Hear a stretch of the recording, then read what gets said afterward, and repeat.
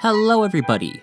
Terrence Lahue here with another episode of the Intellectual Agrarian Podcast, where we talk philosophy from the farm.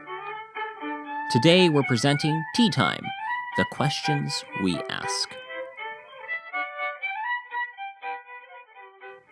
You may notice listening to our episodes that the start of most of our interviews begin in a similar way with similar questions. Share about your farm. Tell us about yourself.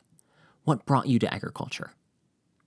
We ask these questions because they help establish a baseline, but they can become repetitive if you're asking them over and over again. I haven't tried cutting together a newsreel of me asking them, but you can imagine the effect just the same. If they get annoying, though, why do we ask them? If the same question, why ask it? Because what's truly remarkable about interviewing someone is hearing the different answers each person has to the same question. Sure, there will be similarities here and there. Joel Salatin's books and influence has been a part of so many of our guest stories. But again, the answers and how it affected them varies from person to person.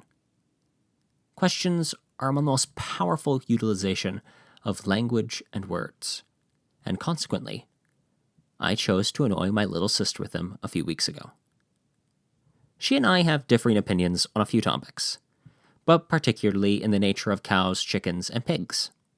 I think they taste great. She doesn't. I should clarify that I hold nothing against vegetarians or vegan diets.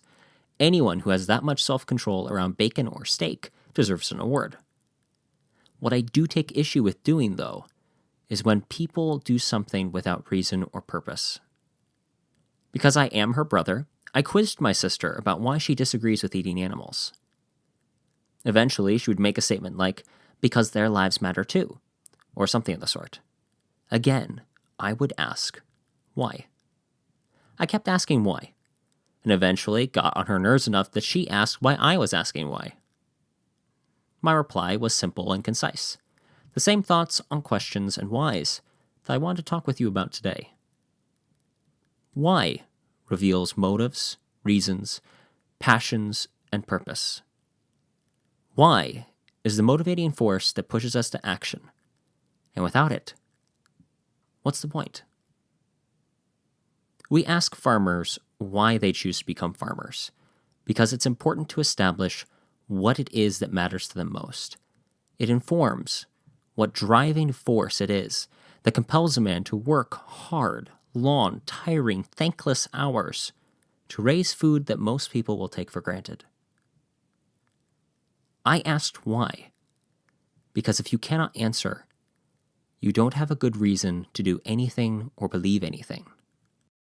If whys can end, because whys build upon other whys like the turtles that hold up the world supposedly, stacked into infinity, if whys can end, they end in how and where you draw the lines by which you will live your life. The decisions you have made to base your moral life upon. Here's the important thought I want to leave you with. Why is the question that life will ask of us? How we answer it is what defines who we are. Please subscribe on whatever listening medium you like to use to listen to your podcasts, and leave us a review wherever you are, especially if you use iTunes or Apple Podcasts. Thanks again for listening. This has been Terrence Lahue in the Intellectual Agrarian Podcast, reminding you to keep farming the dream.